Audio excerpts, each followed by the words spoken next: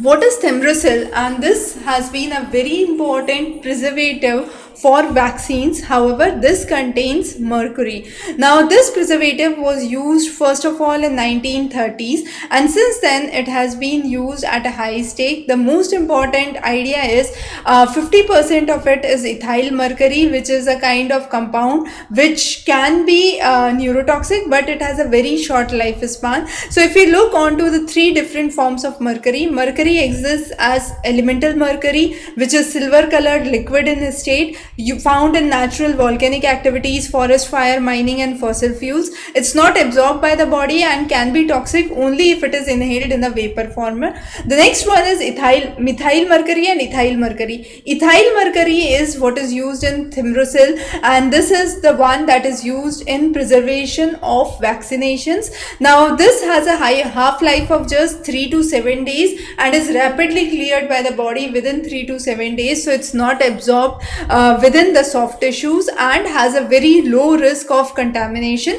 However, as of now, this has been phased out. We'll talk about it more in a while. The next one is methyl mercury. Now, methyl mercury is an organic mercury compound which is neurotoxic and it accumulates in the food chain. The half-life is longer, from 50 to 80 days, and it can cross the blood-brain barrier as well, so can cause significant neurological symptoms. Now, thimerosal is used in vaccination since 1930s. However, there had been off and on warnings talking about the toxicity impact of mercury in preservation of vaccines, but US government initiated measures to reduce the human exposure to mercury, and this was in 1997 FDA Modernization Act, where mercury compounds in the drugs were required to be listed.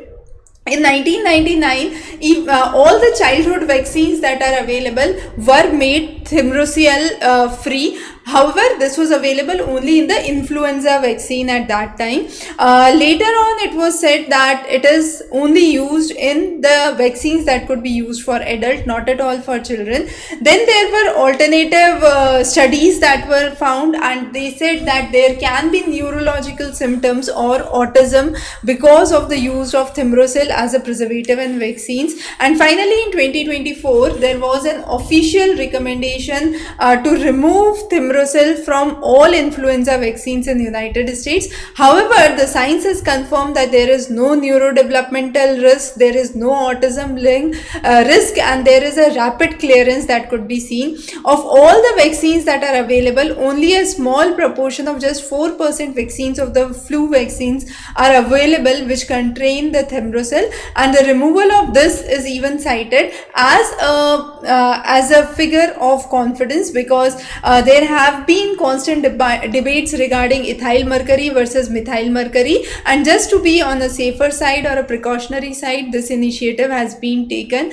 Also, there has been more of public trust that has been building for vaccination, and therefore they don't want a drop in that confidence. So this is one of the steps that they have taken.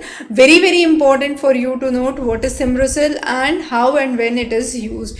So the types and the states of mercury are again important. We'll be covering important topics for you in the upcoming sessions. Stay tuned. Thanks for joining.